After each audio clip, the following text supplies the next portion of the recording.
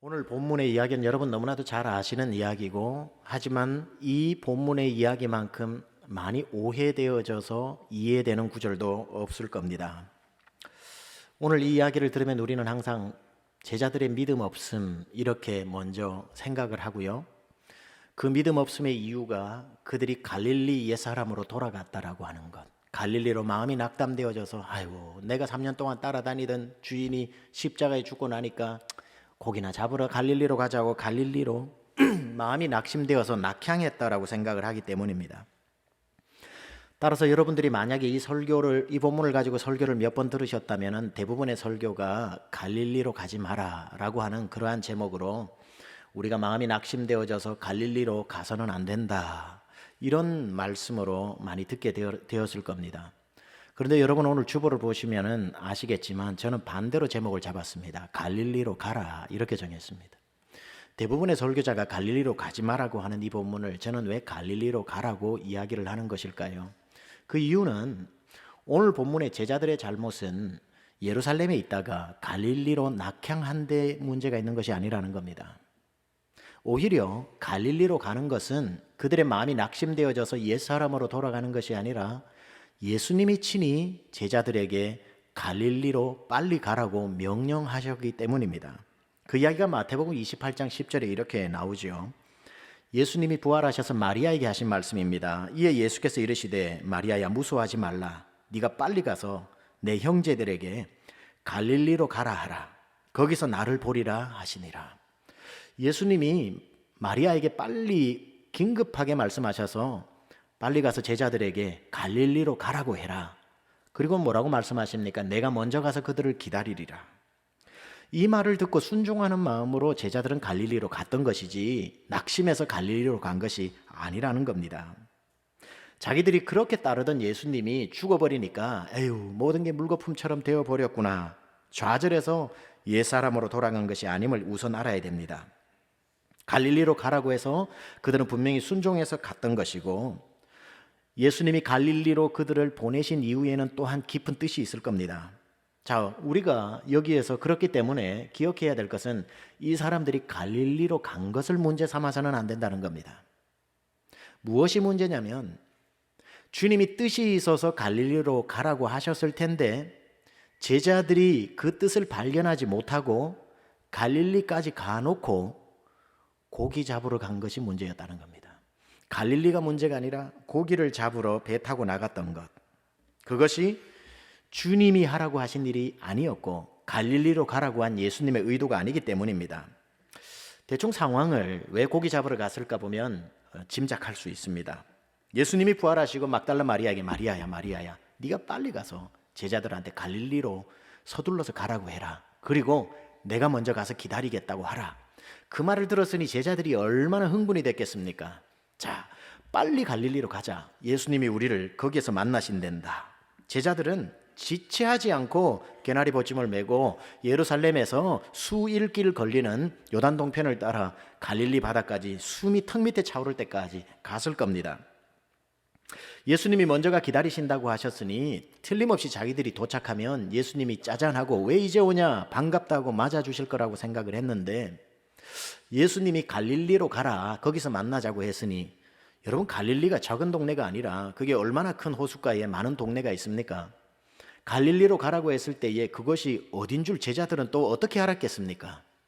근데 쉽게 알았던 것 같아요. 왜냐하면 갈릴리로 가라고 했지만 제자들은 갈릴리 중에 어딘지를 알았을 겁니다. 왜냐하면 이런 이유 때문입니다. 척하면 삼척이기 때문입니다. 우리는 척하기만 해도 삼척이라고 말하는 것처럼 예수님이 갈릴리로 가라 그러면 제자들이 왜 갈릴리 어디? 이게 아니라 갈릴리의 어디라는 것을 말하지 않아도 알았기 때문에 제자들은 바로 그곳으로 당도를 했습니다. 근데 웬일입니까? 예수님이 보이지 않습니다. 와, 예수님이 우리를 놀리켜 주시려고 나무 뒤에 숨었다가 서프라이즈 하시려나 보다. 그래가지고 좀 모르는 척 하면서 이렇게 있는데 예수님이 안 나타나시는 겁니다. 무슨 바쁜 일이 있으셔서 무슨 일 하시고 밤에 오시려나 보다 생각했는데 밤이 되었는데도 오지 않습니다. 내일 오시나 기다려보자 하고 기다렸더니 내일이 되었는데도 오시지 않습니다. 아, 내일 또 오시려나 보다. 그렇게 몇 날을 기다렸는데 역시 오시지 않습니다. 예수님의 그림자조차 보이지 않습니다. 서프라이즈는 없었던 것입니다. 마음이 복잡해지기 시작합니다. 이미 예수님이 부활하신 것을 2번이나 보았고 오늘 본문의 14절에서도 3번째 나타나신 것이라고 했으니까 예수님이 부활하셔서 갈릴리로 오시는 것에 대해서는 의심이 없는데 하도 안 오시다 보니까 머릿속에 복잡해지면서 예수님이 부활하셔서 우리 안 만나시고 승천해버리셨나? 우리 이거 기다려도 안 오시는 것 아니야? 그러다가 또 생각이 여기까지 흘러갑니다. 마리아 이것이 자기 혼자 예수님 독대에서 맨날 만나려고 우리한테 거짓말해서 갈릴리로 빼돌린 거 아니야? 우리는 갈릴리에 와 있는데 예수님은 마리아랑 예루살렘에 계신 것 아니야? 믿지 마는 건데 믿었다. 이러면서 머리가 복잡해지고 있을 즈음에 며칠을 더 기다려보자. 그래도 모르니까 하고 기다렸는데 오신다던 예수님은 약속을 잊으셨는지 오시지 않습니다. 듬뿍 듬뿍 듬뿍새 논에서 울고 뻐꾹 새는 숲에서 우는데 서울 가신 오빠는 오시질 않고 비당구도 사가지고 오신다더니 안 와. 우리 예수님이 갈릴리로 오신다더니 오시지를 않아. 마음이 심란하던 차에 오겠다고 했던 그 자리를 떠나서 호숫가로 나가봤다. 호숫가로 나갔더니 자기의 추억이 깃든 그 호수가 얼마나 아름다워 보이는지 눈앞에 눈부시게 찬란하게 빛나는 갈릴리 호수에 서쪽으로 지는 석양이 햇빛을 비추는데 그게 황금 물결이 되어 있는 겁니다. 그 석양이 황금빛으로 파고를 일으키면서 비추기 시작하는데 마치 이 베드로의 눈에는 그게 물고기처럼 보여서 퍼덕퍼덕이는 물고기가 자기를 향해 손짓하는 것 같습니다. 왜 안 오냐? 베드로야 여기 들어와라. 이 고기가 이렇게 넘쳐나는데 좀 잡아가지 그래. 마치 그 황금 물결이 베드로에게 손짓을 하는 것 같은데 그 호수가 왜 그렇게 정겨워 보이는지 모릅니다. 특히 고기 하면 베드로고 베드로 하면 고기인데 지금도 갈릴리에 가면은 베드로 고기를 팔고 있는데 그래 맞다. 내가 저기 배 띄우고 살아서 밤마다 내가 새벽이면은 만선을 가지고 돌아왔는데 이게 사람이요 도박을 끊어도 빠찡구 기계 옆으로 지나가면 뭔가가 쓱 올라오거든요. 절대 그 근처로 가면 안 됩니다. 도박에 중독이 됐던 분들은. 마찬가지로 고기 잡던 베드로가 호숫가로 나갔더니 그 호수에 고기가 막 자기 가슴을 자극하기 시작을 하는데 저거 한번 들어가면 오늘 자정되기 전에 벌써 이 정도 날씨에 이 정도 바람이면 잡아오는데 하는 마음이 드는데 이게 웬일입니까? 문득 옆에 뭐가 있는데 봤더니만 그게 뭐가 있냐면 내가 3년 반 전에 버리고 간 배가 그대로 있네. 누가 가져가지도 않았어. 그리고 그 옆에 보니까 예수님을 처음 만나던 그날 나를 따라오너라 내가 너를 사람을 낚는 어부가 되게 하리라 할 때에 손에 쥐고 있던 버렸던 그물도 그대로 있네. 이거 또 웬일이냐. 이게 배가 그대로 있고 그물도 있으니까 이 마음이 심란해지기 시작합니다. 가슴이 뜁니다. 이제 머리가 복잡해져서 선택을 해야 됩니다. 기다려도 오시지 않는 예수님을 기다려야 하나, 눈앞에 있는 이 배를 붙잡아야 하나. 나의 살던 고향은 돌아와 보니 그대로인데 오늘 저녁 갈릴리에 배 띄워 나가기만 하면은 자정되기도 전에 한가득 싣고 올 것은 분명한데 생각이 이곳에 이르자 베드로가 여기서 만약 예수님을 기다려야 하나 아니면 여전히 있는 이 배를 가지고 다시 배 띄워야 하나. 그러다가 베드로가 무슨 결정을 하냐면은 안 오시는 예수님을 포기하고 눈앞에 있는 배를 선택합니다. 그런데 혼자 가기에는 너무 좀 길티의식이 느껴지고 그리고 혼자 나갔다가 나머지 6명 제자들은 예수님 만나버리면 그것도 억울한 거니까 나가려고 하면서 이렇게 얘기합니다. 나는 고기나 잡으러 가련다. 이렇게 다 들리게 얘기를 하니까 6명의 제자들은 자기들의 마음도 똑같은 마음이니까 누가 한 사람 그 얘기 해주기만을 기다리고 있었는데 베드로가 그 이야기를 해주니까 기다렸다는 듯이 말이 떨어지기가 무섭게 나도 하면서 그 작은 배에 올라탄 사람이 7명이었습니다. 그리고는 이제 그 호수 위로 배를 띄우는데 마치 1급 항해사 마도로스가 자기의 배를 빼앗겼다가 다시 되찾아서 그 키를 잡고 항해를 나가는 기분처럼 이 7명이 노를 저어서 가장 깊은 데로 오늘 고기 4년 동안 못 잡은 고기 오늘 밤 다 잡을 그런 마음으로 나가서 그물질을 하는 그 기분이 얼마나 흥분이 됐겠습니까? 그러면서 그물을 내리는데 돌아보니 지난 3, 4년의 세월이 주마등처럼 스치고 지나가는데 내가 무슨 짓을 하고 살았나. 마치 3년 고생하고 군대 갔다 온 분들 군대 생활이 꿈같이 느껴지는 거거든요.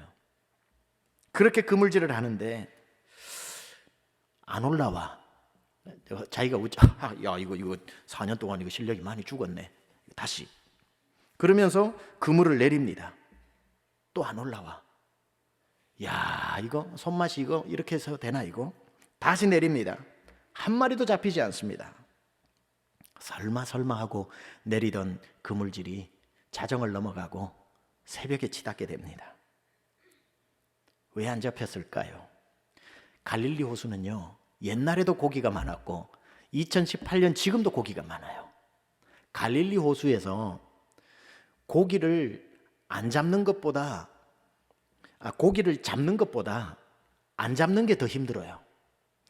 갈릴리 호수에서는 고기가 안 잡히는 게 기적입니다. 밤새도록 기적을 경험하고 있는 겁니다. 잡혀야 정상인데 안 잡히는 거예요. 베드로는 그 어려운 기적을 밤새도록 하고 있습니다. 안 잡혀. 새벽이 오는데 눈은 따가워져 오고 힘은 다 빠져가는데 새벽 찬바람이 자기 옷 안으로 들어오는데 으실으실 추워지기 시작합니다. 야, 고민이 되는 그 새벽녘에 갑자기 한 음성이 호숫가에서 들려옵니다. 그물을 배 오른편에 던지라. 그리하면 잡으리라.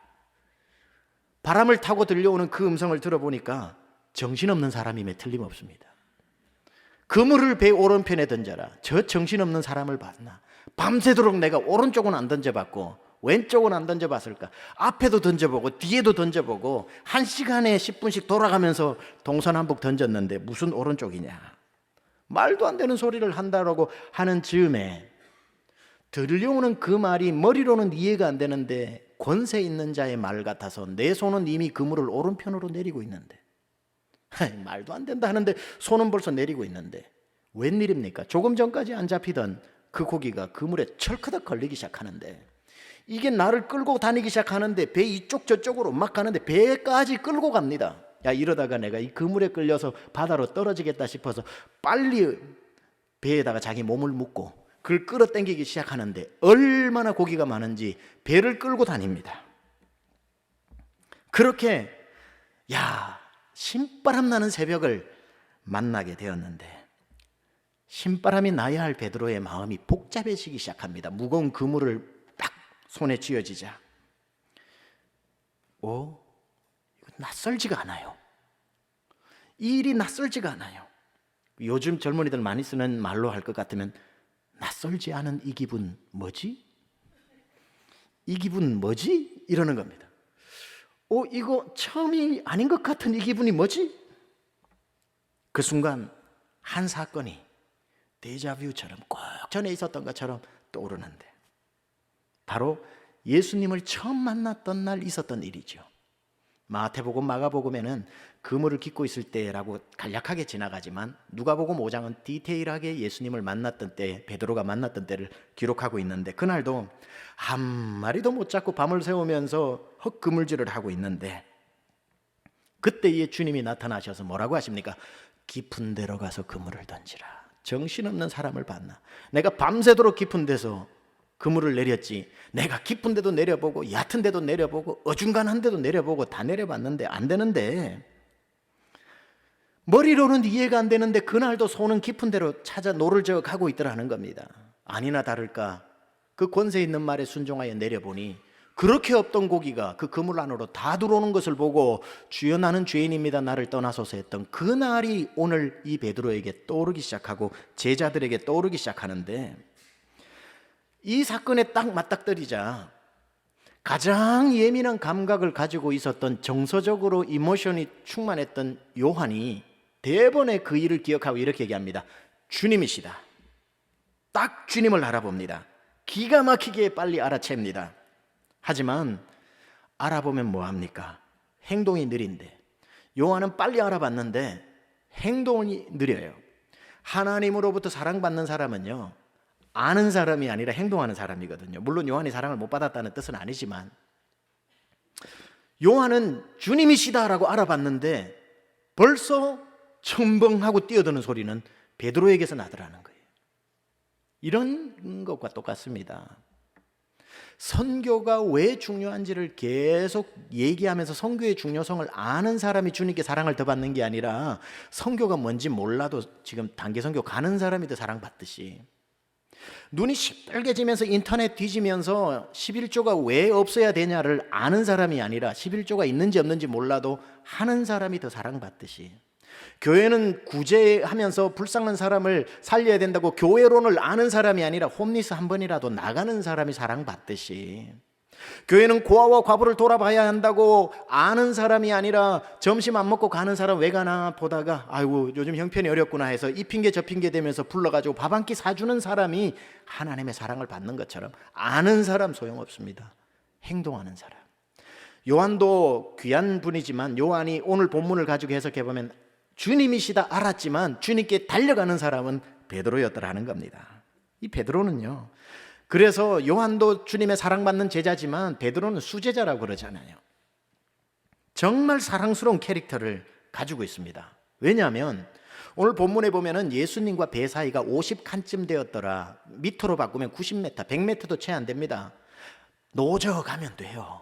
상식이에요. 그게 노저 가면 되는데 상식으로는 예수님께 눈에 띄지 않는 거죠. 베드로가 사랑스러울 수밖에 없는 것은 그 시간도 못 기다려 물에 뛰어드는 겁니다. 왜? 6, 7명 중에 자기가 1등 가서 예수님 보려고. 이 마음이 예수님께 귀한 겁니다. 근데 이 베드로가 볼매거든요. 볼매가 뭔지 아세요? 볼수록 매력적인 사람인데 상당히 매력 포인트가 여기에 나오는데 7절에 보면은 예수님이시다고 물에 뛰어들려면은 여러분 입고 있던 옷도 수영 빨리 하려면 벗어야 되는데 베드로는 이렇게 나옵니다. 주님이시라는 말을 듣고 겉옷을 두른 후에 바다로 뛰어내리더라.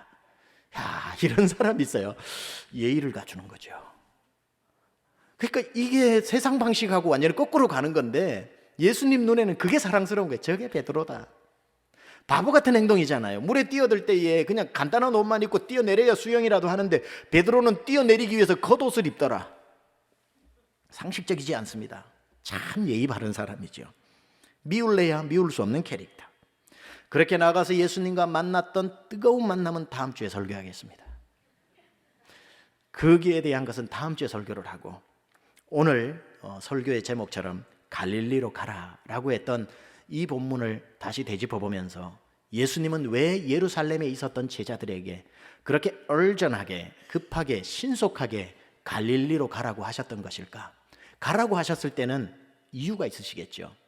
예수님은 갈릴리로 제자들을 보내어 어느 한 산에서 그 제자들을 만나 그들에게 중요한 한 가지를 명령 내리고 싶어서 그랬던 겁니다. 예루살렘에서 명령 내리고 싶지 않고 갈릴리에서 만나 그 명령을 내리고 싶었는데, 그 명령이 뭐냐면은 마태복음 28장 18, 19, 20절에 나오는 The Great Commission, 지상명령을 말씀하고 싶었던 겁니다.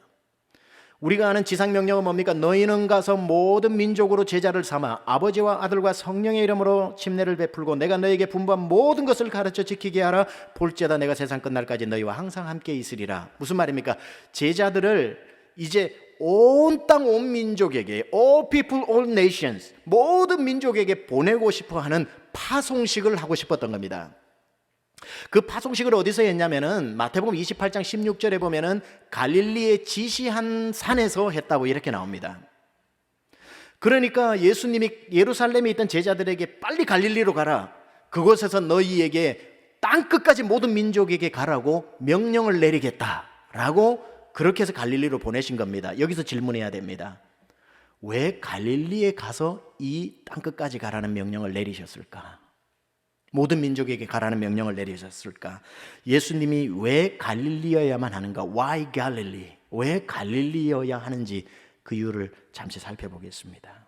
첫 번째, 예루살렘이 아니라 갈릴리로 보내신 이유는 그들의 첫 믿음을 회복시키는 장소이기 때문입니다. 첫 믿음이 회복되는 장소. 여러분, 질문 드릴게요. 여러분의 믿음의 여정을 가만 한번 더듬어 보십시오. 언제 믿었는지는 몰라도 믿었던 날부터 오늘에 이르기까지 여러분의 믿음이 가장 뜨거웠던 날이 언제입니까? 예수 믿던 그날 아닙니까? 여러분의 믿음이 제일 순수했던 때가 언제입니까? 예수 믿던 그날 아닙니까? 내가 처음 주를 만났을 때, 죄악으로 몹쓸 병든 몸, 그때 만나 주셨던 그날, 지금까지 여러분이 수십 년을 믿어와도 첫날 믿던 그날 가장 깨끗한 믿음, 첫날 믿던 그날 가장 순수한 믿음, 그날만큼은 적어도 예수 만난 게 너무 복되어서 내가 가진 거 다 포기할 수 있었잖아요. 그날만큼은. 첫날의 믿음을 따라올 믿음은 세상에 없는 것 같아요. 가장 순수했고 가장 깨끗했고 가장 욕심 없었던 그날, 제자들에게 있어서는 갈릴리가 그런 장소였죠. 예수님을 처음 만났던 장소 갈릴리. 너희가 땅 끝까지 이르기 위해서 너희가 가장 먼저 가야 할 곳은 나를 처음 만났던 갈릴리에서 그 첫 믿음을 회복하는 것이다. 제가 울산 침례교회 어린이 전도사로 있을 때입니다. 어린이 전도사를 한 3년 하고 중고등부 전도사로 올라갔었는데, 어린이 전도사를 맡았을 때 제가 한 30여 명 아이들이 있었어요. 6개월을 초등학교 앞에 가가지고 뭐 연극도 하고 뭐도 하고 하도 이렇게 뭐 열심히 뛰었더니만 6개월 될 때 어린아이가 한 150명이 모였습니다. 그때에 우리가 수련회, 여름 성경학교를 교회에서 하지 않고 한 번은 시골에 있는 분교를 빌려가지고 분교에서 한 3박 4일 어린이 여름 성경학교를 거기서 한 겁니다. 한 200명 넘게 참석을 했어요. 울산 침례교회에서는 없던 일입니다. 그렇게 가가지고 낮에는 뭐 물놀이도 하고, 그리고 뭐 저녁에는 철로 역정도 하고, 밤에는 제가 200명 넘는 아이들과 교사들을 앉혀놓고 3일 동안 부흥회를 하는 거예요. 예수 그리스도에 대한 복음을 막 전하면서 얼마나 그 초등학교 분교가 뜨거웠는지 모릅니다.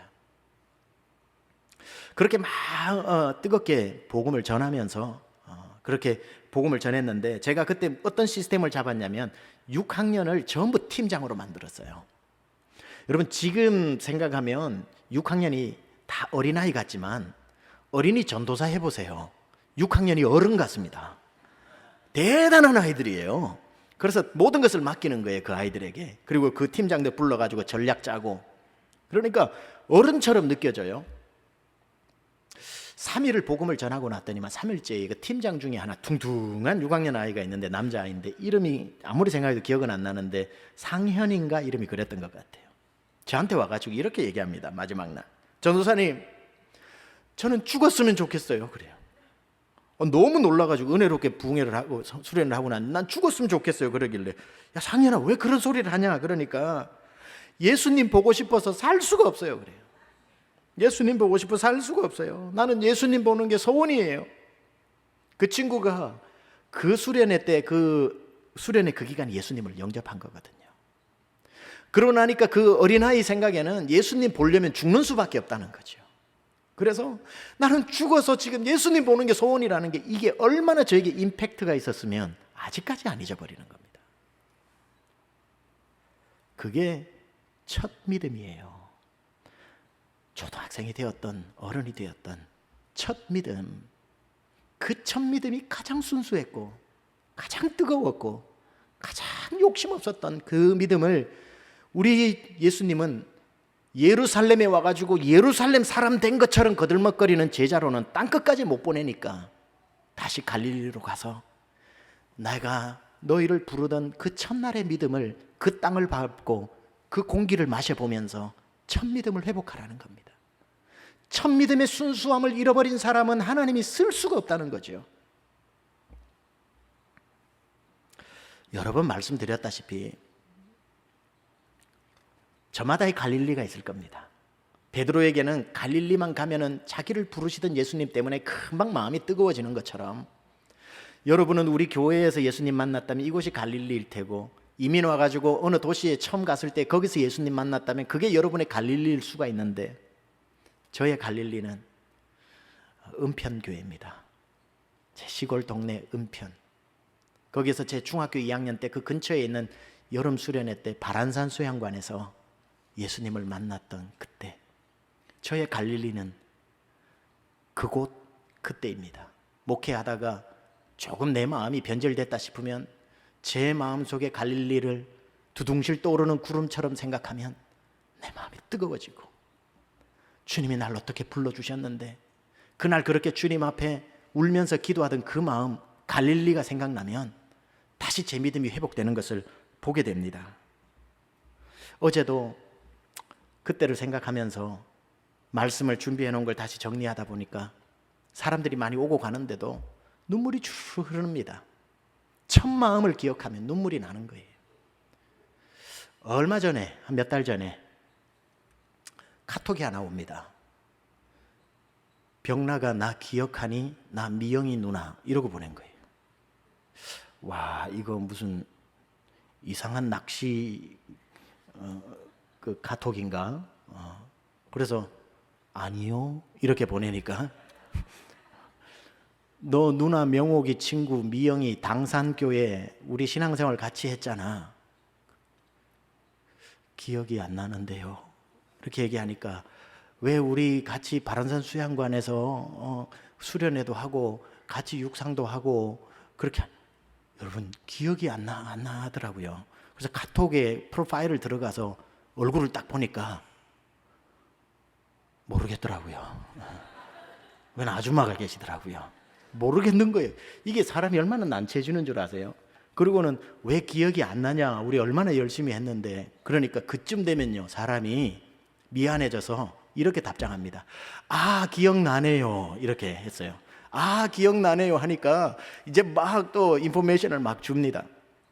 그러면서 저에게 그때 저에게는 정말 중요한 사진 몇 장을 보내주는 거예요. 그때 보니까 미영이 누님 얼굴이 딱 보니까 기억나더라고요.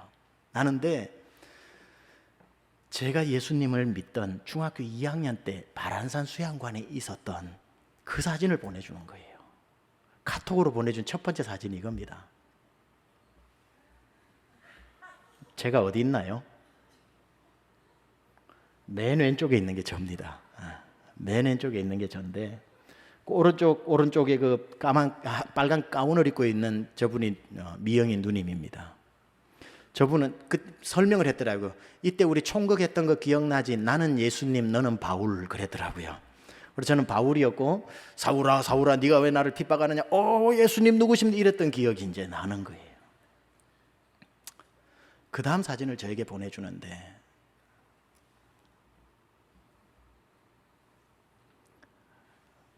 파란색 옷을 입고 있는 제 모습을 보내주더라고요.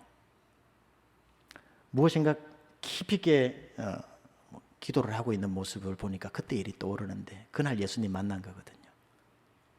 세 번째 사진을 보내주더라고요. 굉장히 심각하게 머리를 박고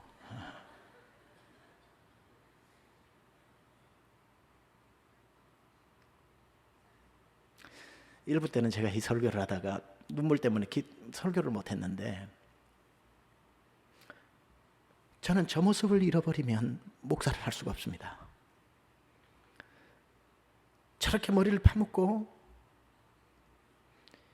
예수님이 내 구주라고 고백했던 전날에 중학교 2학년짜리 제 믿음의 갈릴리를 잊어버리면 저는 목회를 할 수 없습니다. 여러분의 갈릴리 잊어버리면 여러분 쓰임 받을 수 없습니다. 이 사진이 지지난주에 저에게 딜리버리 되었을 때 저 사진을 보고 제가 얼마나 또 눈물이 났는지 모릅니다. 첫째 사진을 보니 저렇게 웅크리고 주님 만나서 처음 구원받은 그 감격이 또 살아 움직이는데, 저 사진 앞자리에 있는 저 흰옷 입은 여학생이 미영이 누나고요. 지금은 테네시에서 남편은 장로님 교수님이고 본인은 전도사님으로 있더라고요.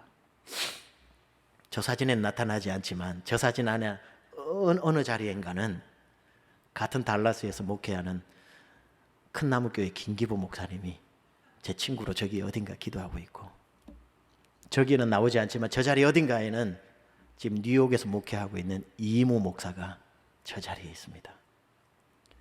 성령의 바람이 그날 얼마나 저 총구석에 불어왔던지, 저 중에 4명이 다 미국 가서 목회를 하고 있어요.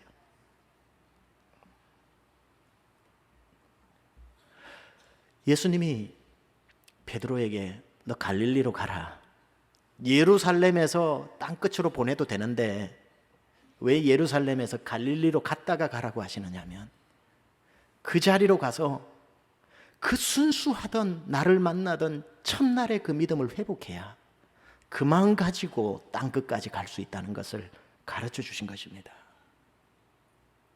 여러분의 믿음은 첫 믿음을 소유하고 계십니까? 여러분의 갈릴리는 계속 여러분의 믿음의 순수함을 지켜주고 있습니까? 왜 갈릴리로 가라고 하셨는지 두 번째 이유 말씀드립니다. 겸손한 사람이 되라고 갈릴리로 보냅니다. 갈릴리는 제자들의 고향입니다. 고향이 어떤 곳입니까? 여러분을 포장할래야 포장할 수 없는 곳이 고향입니다. 내가 가장 잘 보이는 곳이 고향이고, 내가 어떤 사람이었는지 가장 빨리 확인할 수 있는 곳이 고향입니다. 겸손하려고 노력하지 않아도 고향에 가면 저절로 겸손해집니다. 예수님이 예루살렘에 있는 제자들에게 땅끝까지 가라고 하지 않은 것은, 너네가 예루살렘 와서 예루살렘 물 좀 먹었다고 고관 대작들 옆에서 거닌다고 예루살렘 나이스드 되어지는 사람으로는 땅끝까지 못 간다. 다시 네 고향으로 돌아가. 네가 어부였던 것을 기억해라. 너의 모습이 얼마나 볼품없는 사람이었는지를 기억해라. 그리고 그 겸손의 옷을 입고 가야 땅끝까지 갈 수 있다. 고향은 자기를 돌아볼 수 있는 곳입니다. 고향은 김준태 시인의 시처럼 고향에선 넘어져도 흙과 풀이 안아준다. 고향이 그렇게 편한 곳이기도 하지만 고향은 또 한없이 우리를 겸손하고 작아지게 만드는 거지요. 제가 여러분 앞에서 목사님 소리를 듣지, 식당에서 만나면 밥이라도 한 끼 사주시지, 우리 목사님하고 박수도 쳐주지, 우리 고향 하일레 가면 아무것도 아닙니다. 옛날에 꽃 따왔던 우리 아주머니들 지금 가면 다 이빨 빠진 할머니시고, 그 할머니들 중에 저를 보고 목사님이라고 부르는 사람 한 명도 없습니다. 그분들이 저를 어떻게 부르는 줄 아세요? 서울 사람에게는 거의 방언에 가까운 얘기로 이렇게 얘기합니다. 네가 나기가. 그래요. 네가 나기가. 못 알아듣는 분도 있을 겁니다. 우리 동네는 병락 풀네임 안 부르고 뒷자만 부르거든요. 네가 나기가, 월성댁 아들 나기가. 거기 가면 목사도 없고, 거기 가면 무슨 양복 입은 최병락도 없고, 거기 가면 미국 와가지고 뭐 학위 받은 목사도 없고, 딱 하나입니다. 네가 나기가. 거기에서 제 모습이 드러나는 겁니다. 그래, 내가 바로 이렇지. 양복개나 입고 설교개나 한다고 내가 무슨 썸바리가 된 것처럼, 그래서는 땅끝까지 못 가는 것이지. 아무것도 아닌 지금도 제 마음에는 푸르게 풀이 자라면은 저거 싹 베서 소풀 줬으면 좋겠다 하는 생각이 있고, 들판이 푸르러지면 소쿠리 허리에 메고 소풀 베러 가든 나지. 그 파란색 들판이 다 사라지고 낙엽이 떨어지고 산이 겨울이 오면 지게지고 나무하러 가든 나지. 나는 그런 사람이지. 그 마음을 기억해야 오늘도 쓰임받는 이 자리가 얼마나 영광스럽고 말도 안 되는 자리인지를 알고, 그래야 겸손한 마음으로 그래도 끝까지 온 민족과 온 열방에게로 나갈 수 있지 않겠느냐는 겁니다. 다윗이 왜 위대했는가? 다 다윗을 왕이라고 불러줄 때 다윗은 주님 앞에 제가 목동 아닙니까? 라고 얘기했기 때문에, 왕이 되었을 때 다 왕이라고 부르는 그때에 다윗은 초질관 주님 앞에 엎드려 주여 내가 목동 아닙니까? 그 마음 때문에 다윗을 버리지 않고 끝까지 사용하셨던 것. 저도 그렇고 여러분도 그렇고 얼마나 우리가 잘났으면 잘났길래 교만할 수 있겠습니까? 예루살렘에 꽤나 어깨를 견주면서 살았다고 마치 태어날 때부터 예루살렘 귀족집에 태어난 것처럼 의시되면서 우리가 살아서 되겠습니까? 아무것도 아닌 양의 우리에서 건져낸 목동 다윗처럼 우리가 어떤 사람이었는지 고향에 사철 발벗고 뛰어다니던 여러분의 모습을 잊어버리면 우리는 금방 교만해지고 금방 누가 알아주지 않으면 서운해지는, 그래서 결국은 땅끝까지 갈 수도 없는 사람이 되어버리고 마는 겁니다. 목자 목녀님으로 섬기시는 분들, 처음부터 목자 목녀님 아니셨잖아요. 목원들이 좀 안 따라온다고 속상해하지 마세요. 불과 1, 2년 전 여러분의 모습 아니던가요? 품어줘야죠. 그 마음 알면 이해해줘야죠. 우리 안수 집사님들, 권사님들, 처음부터 우리 교회 올 때 안수 집사님 아니셨잖아요. 이민백 몇 개 들고 아무것도 모르는 미국 땅에 어떻게 살까, 그 두렵고 떨리는 마음으로 달라스 공항에 내리던 그 첫 마음 잊어버리면 안 됩니다. 겸손하게 만드는 그 나의 옛적 일을 잊어버리면 우리는 정말 우리를 포장하고 마치 처음부터 믿음이 좋았던 사람인 것처럼 포악한 사람이 되고 마는 것입니다. 마지막으로 갈릴리로 보내신 이유는 앞으로 너희가 땅끝까지 이르러 모든 열방역으로 나아가야 할 때 나가서 만나야 할 사람들을 미리 보여주기 위함입니다. 무슨 말이냐? 그들이 예루살렘에 있었습니다. 예루살렘에서 무엇을 보았을까요? 더 이상 출세할 수 없을 만큼 높은 자리에 올라간 사람 봤겠지요. 더 이상 좋은 옷을 입을래야 입을 수 없는 옷을 입은 사람을 봤겠지요. 세상의 모든 것을 가진 출세한 사람들만 산다는 예루살렘에 있다가 거기서 바로 온 열방에게로 가라고 했다면 눈이 거기에 고정이 되어서 가는 족족 좋은 옷 입은 사람, 많이 배운 사람, 출세한 사람에게로 가겠지요. 그래서는 아니 되기에 예수님은 급히 갈릴리로 가서 세상에 가난한 사람이라는 가난한 사람은 다 모여 사는 갈릴리의 사람들을 다시 보여주면서 너희가 땅끝까지 나아갈 때 봐야 할 사람은 명품백을 들고 좋은 차를 몰고 명함 한 장 주면은 모든 사람이 알 그런 사람이 아니라 오늘도 다리가 아파 절고 눈이 멀어 보지 못하고 입이 막혀 말하지 못하고 고아와 과부 같은 사람, 가버나움에 오롯이 모여 살고 있는 그 사람들을 다시 보면서 2018년 지금도 전 세계 3분의 2는 여전히 갈릴리에 사는 사람 같은 사람이 존재하는데 너희가 땅끝까지 나아가서 만나야 할 사람은 예루살렘에 있는 사람들이 아니라 갈릴리에 있는 사람들 같은 사람들이기 때문에 그곳으로 보내어 그 사람들을 보여준 것입니다. 이 얘기하고 마칠게요. 탈무드에 나오는 이야기라네요. 스승이 제자에게 묻습니다. 얘들아, 새벽이 오는 것을 어떻게 아느냐? 제자 중에 하나가 자신 있게 대답합니다. 저 멀리서 양과 고양이를 구분할 줄 알면 새벽이 온 것이 아닙니까? 스승이 고개를 흔듭니다. 다른 제자가 정답을 안다는 듯이 저 멀리에 있는 나무가 무화과 나무인지 포도나무인지 구분할 수 있으면 새벽에 온 것이 아닙니까? 스승은 역시 고개를 흔듭니다. 답을 찾지 못한 제자들이 얘기합니다. 답이 무엇입니까? 언제 새벽에 오는 것입니까? 스승이 얘기합니다. 바로 네 옆에 있는 사람이 네 이웃으로 보일 때 새벽에 온 것이다. 갈릴리로 보내신 이유가 여기에 있습니다. 너희는 온 열방으로 가면서 돈 많은 사람, 성공한 사람의 줄을 대어 출세를 꾀하는 사람이 되지 말고, 오늘도 너 없으면 일어나지 못하고, 네 손이 없으면 밥 한 술 뜨지 못하고, 네 눈이 없으면 한 걸음도 걷지 못하는 사람들의 눈이 되어주고 손이 되어주고, 갈릴리 가버나움에 사는 그런 사람들을 땅끝까지 이르러 품어주어 그들이 귀찮은 사람이 아니라 내가 사랑해야 될 사람으로 보이는 순간 네 마음에 새벽이 오고 있는 것이다. 사랑하는 여러분, 왜 갈릴리로 가야 합니까?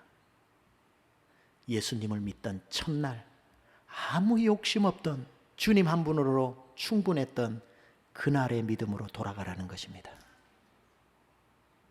고향 앞에 자기를 세워 주님의 수제자가 아니라 나는 하루 벌어 하루 먹는 어부였다는 자기 자신의 정체를 알고 겸손하라고 보내신 것입니다. 그리고 그곳에서 만나는 그 갈릴리의 사람들, 죽을 때까지 만나야 할 사람들이라고 미리 보여주신 것입니다. 그것을 보는 눈이 열릴 때 여러분 마음에도 새벽이 찾아온 것입니다. 기도합시다.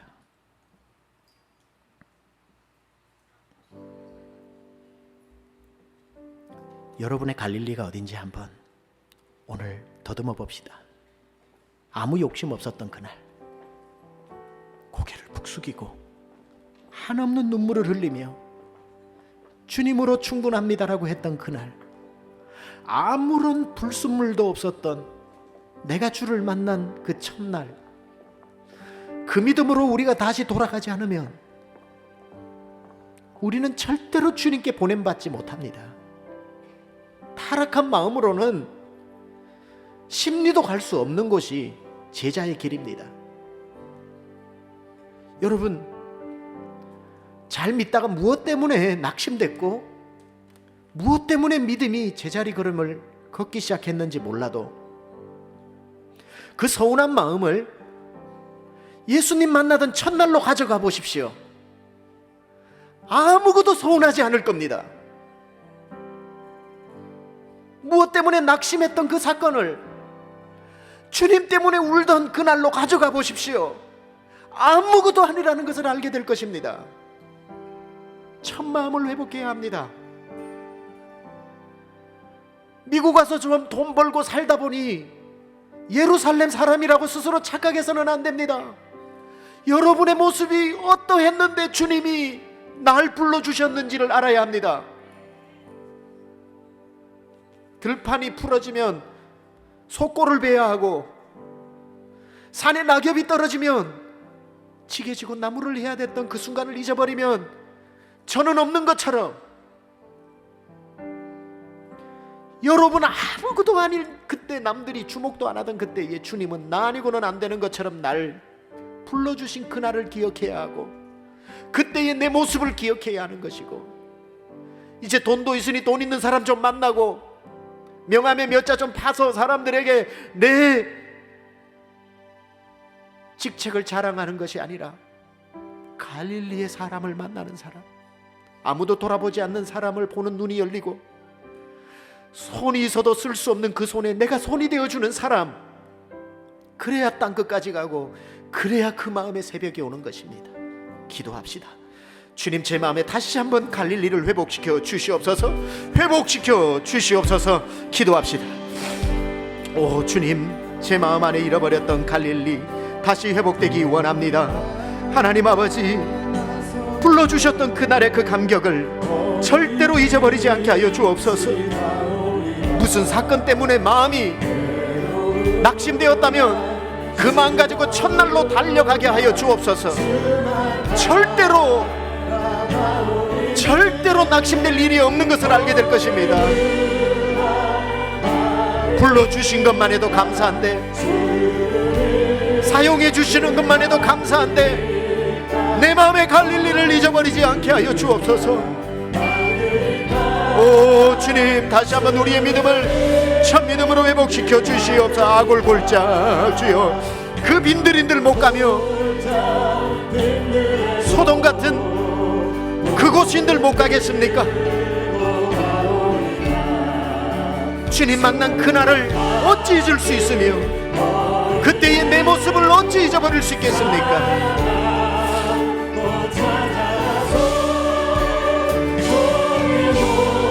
오 주님,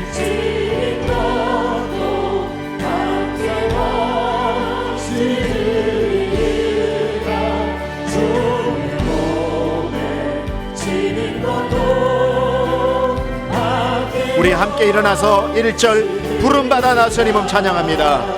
부름받아 나서니 몸 어디든지 가오리라. 외로우나 즐거우나 주만 따라가오리니 어느 누가 막으리까. 죽음인들 막으리까. 어느 누가 막으리까. 죽음이 아골골짝 빈들에도 주여 나갑니다. 아골골짝 빈들에도 복음 들고 가오리다. 소돔 같은 거리에도 사랑 안고 찾아가서 종의 몸에 지닌 것도 아낌없이 드리다. 종의 몸에 지닌 것도 그래서 우리는 이렇게 고백하는 것입니다. 존귀 영광 모든 곳에 주님 받으시옵소서. 영광 모든 권세 주님 홀로 받으소서. 멸시천대 십자가는 제가 지고 가오리다. 이름 없이 빛도 없이 감사하며 섬기리라. 이름 없이 빛도 없이 감사하며 섬기리라. 주님, 존귀 영광 모든 권세 주님 다 받아주시고 멸시천대 십자가 제가 질 수 있기 원합니다. 인정받고 박수받고 칭찬받고 그 존귀 영광에 목말라 살지 않겠습니다.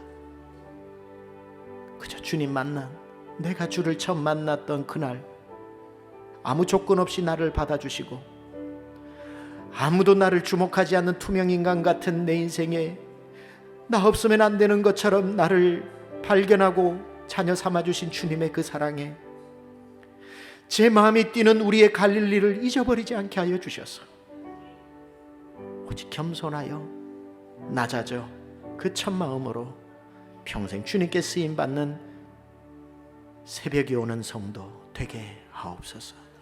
이제는 우리 주 예수 그리스도의 은혜와 하나님 아버지의 놀라우신 사랑하심과 성령님의 감화감동 내주교통 역사하심이 은혜 받고 다짐하고 결단하고 돌아가는 사랑하는 심령들 머리머리 위에 지금부터 영원토록 함께 하옵시기를 간절히 축원하옵나이다. 아멘.